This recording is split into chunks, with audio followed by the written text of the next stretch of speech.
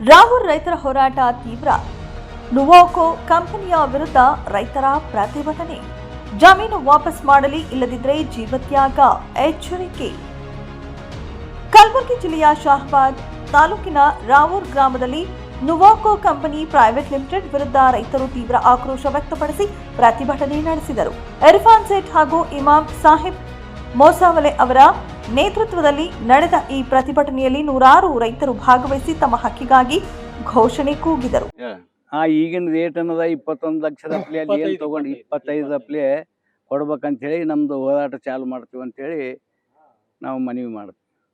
ತೋರ್ಸಾಯ್ತ್ರಿ document ಕೊಟ್ಟು ಇವತ್ತಿಗೆ ಅದು ಏನು ಜವಾಬ್ದಾರಿ ಇಲ್ಲ, ಯಾರು ಕೇಳಾರಿಲ್ಲ ಹೇಳಾರಿಲ್ರಿ. ಕಂಪನಿ ಎಲ್ಲ ಹೋಗಿ ಬಂದಿವ್ರಿ. ಬಾಂಬೈ, ಹೈದ್ರಾಬಾದ್, ಬೆಂಗಳೂರು ಎಲ್ಲ ಹೋಗಿ ಬಂದಿವ್ರಿ. ಡಿ ಸಿ ಆಫೀಸ್ ಅಲ್ಲಿ ಎಲ್ಲ ಹೋಗಿ ಬಂದಿವ್ರಿ. ತಿರ್ಗಾಡಿ ಸಾಕಾಯ್ದ್ರಿ. ಈಗ ಹೋರಾಟ ಮಾಡೋದು ಒಂದೇ ಉಳದ್ರಿ. DC ಮೇಡಮ್ ಬಲ್ಲಿ ಓದಿವಿ, ತಹಸೀಲ್ದಾರ್ ಬಲ್ಲಿ ಓದಿವಿ, AC ಬಲ್ಲಿ ಓದಿವಿ, ಇನ್ನರ ತನಕ ಯಾವ ನಿರ್ಣಯ ಬಂದಿಲ್ಲ. ಈಗ ಮುಂದೆ ನಿರಂತರವಾಗಿ ಹೋರಾಟ ನಡೀತೆ. ಈ ಕೆಲವೇ ದಿನಗಳಲ್ಲಿ ಇದರ ಪರಿಹಾರ ಬಗೆಹರಿಲ್ಲ ಕಾರಣಕ್ಕೆ ಎಲ್ಲ ರೈತರುಗಳು ಒಂದೊಂದು ಗಿಡಕ್ಕೆ ಒಬ್ಬೊಬ್ಬರು ವಿಷವನ್ನು ಕುಡಿದು ನೇಣು ಹಾಕಿ ಈ ಕಂಪನಿ ಬಗ್ಗೆದಾಗ ಜೀವವನ್ನು ಕೊಡ್ಲಕ್ಕೆ ತಯಾರಿವಿ. ಹೇಳಿ ಎಲ್ಲರಿಗೆ ಸಾಕೈತು. MLA ಹೇಳಿವಿ, DC ಹೇಳಿವಿ, AC ಹೇಳಿವಿ, ತಹಸೀಲ್ದಾರ್ಗೆ ಹೇಳಿವಿ. ಈ ಬಗ್ಗೆ ನಮ್ಗೆ ಯಾರು ನಿರ್ಲಕ್ಷ್ಯ ಕೊಡ್ಲತ್ತಿಲ್ಲ. BJP ಸರ್ಕಾರ ಇದ್ದಾಗನೂ ಹೇಳಿವಿ, ಕಾಂಗ್ರೆಸ್ ಸರ್ಕಾರ ಇದ್ದಾಗನೂ ಹೇಳಿವಿ. ಹೋರಾಟ ಏಟಂತ ಮಾಡ್ಬೇಕು. ಈಗ ನಮಗೂ ಎಲ್ಲ ಸಾಕಾಗ್ಯದ. ನೋಡಿ ಇವ್ರದ್ದು ಈಗ ಒಂದೇ ಉಳೋದ ಕಾರಣ, ಒಂದು ನಮಗೂ ರನ್ನಿಂಗ್ ರೇಟ್ ಕೊಡಬೇಕು, ಇಲ್ಲ ಅಂದ್ರೆ ನಮ್ಮ ಪಡೆದಂಥ ಲೀಸ್ ಯಾವ ಹೊಲ ಅಗ್ರಿಮೆಂಟ್ ಫಾರ್ ಸೇಲ್ ಆಗ್ಲಾರ್ದ ಹೊಲಗಳು ಅಂಥವ್ರಿಗೆ ಲೀಸ್ ಮುಕ್ತಿ ಮಾಡ್ಬೇಕು. ಹೋದವ್ರದ್ದು ಹೊಲ ಕ್ಯಾನ್ಸಲ್ ಮಾಡಿ ಯಾರ್ದವ್ರಿಗೆ ಆಸ್ತಿ ವಾಪಸ್ ಕೊಡ್ಬೇಕು. ಇದು ಒಂದೇ ನಮ್ಮ ನಿರ್ಣಯ.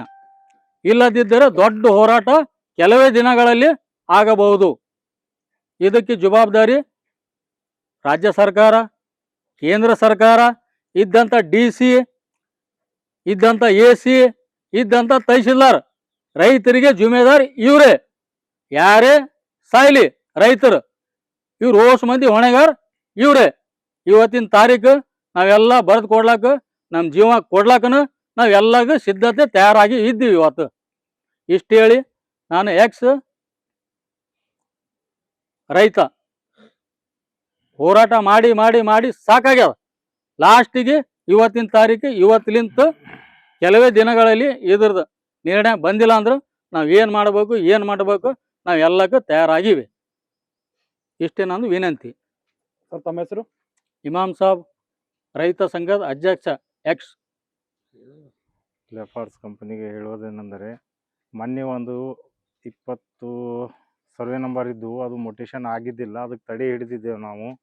ತಹಸೀಲ್ದಾರ್ ಅವರು ಅದಕ್ಕೆ ಮನವಿ ಕೊಟ್ಟಿಲ್ಲ. ಅವ್ರು ನಮಗೂ 1 ಲಕ್ಷ ರೂಪಾಯಿ ಕೊಡ್ರಿ ನಿಮ್ಮಂತ ಮಾಡ್ತೀನಿ ಅಂದ್ರೆ ನಾವು ಹೇಳಿದ್ದೇವೆ ಅವ್ರಿಗೆ. ಇಲ್ಲಿಗೆ ಶಹಾಬಾದ್ ತಹಸೀಲ್ದಾರ್ ನಾವು ಹೇಳಿದ್ದೇವೆ ಅವ್ರಿಗೆ, ಸರ್ 1 ಲಕ್ಷ ನಿಮ್ಗೆ ಕೊಟ್ರೆ ನಮ್ಮಪ್ಲೆ ಆಗ್ತದೆ ಆಗ್ತದಂದ್ರೆ ನಾವು ಮುಂದೆ ಅವರು AC ಗೆ ಹೋದ್ರೆ ಏನು ಮಾಡ್ಬೇಕಂತ ಕೇಳಿದೆವು. ಇಲ್ಲ ಕೋರ್ಟಿಗೆ ಹೋಗ್ಬೇಕಂತ. ಮತ್ತು ನಾವು ನಿಮ್ಗೆ ಯಾಕೆ ಕೊಡ್ಬೇಕಂತ ತಕ್ಷಣ ಅವ್ರ ಕಂಪ್ನಿದಂಥ ರೊಕ್ಕ ತಿನ್ನಿಸಿ ಅವರಂತ ಮೊಟೇಷನ್ ಮಾಡ್ಕೊಂಡ್ರ ಮೊನ್ನೆ ಡಿಸೆಂಬರ್ನಲ್ಲಿ. ಯಾರಿಗೆ ಮಾಹಿತಿ ಕೊಟ್ಟಿಲ್ಲ, ಏನೂ ಇಲ್ಲ.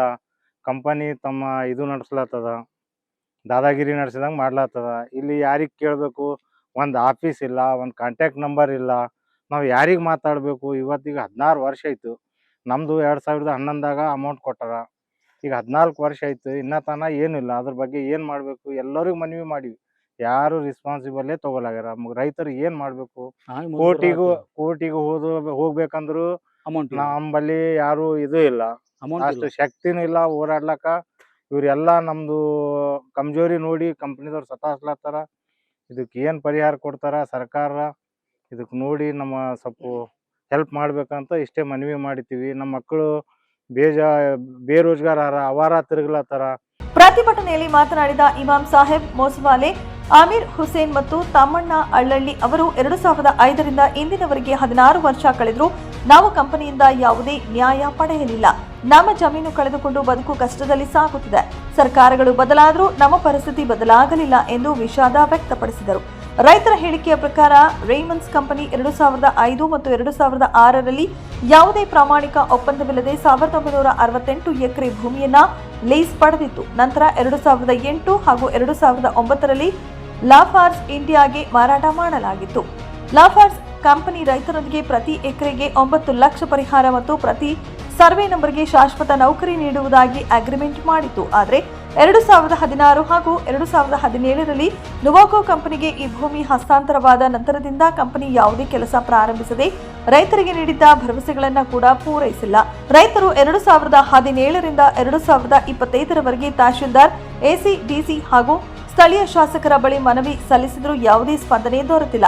ಇದರಿಂದ ಬೇಸತ್ತ ರೈತರು ಈಗ ಸರ್ಕಾರ ಮತ್ತು ಆಡಳಿತಕ್ಕೆ ಎಚ್ಚರಿಕೆ ನೀಡಿದ್ದು, ನಮ್ಮ ಜಮೀನಿನ ಲೀಸ್ ರದ್ದು ಮಾಡಿ ನಮ್ಮ ಭೂಮಿ ನಮಗೆ ವಾಪಸ್ ಮಾಡಬೇಕು, ಇಲ್ಲವಾದರೆ ನಾವು ಜೀವತ್ಯಾಗ ಮಾಡಲು ಸಿದ್ಧರಾಗಿದ್ದೇವೆ. ನಮ್ಮ ಜೀವಕ್ಕೆ ಏನಾದರೂ ಆದರೆ ಅದರ ಹೊಣೆ ಸರ್ಕಾರ ಮತ್ತು ಜಿಲ್ಲಾಡಳಿತದ ಮೇಲೆ ಎಂದು ಘೋಷಿಸಿದ್ದಾರೆ.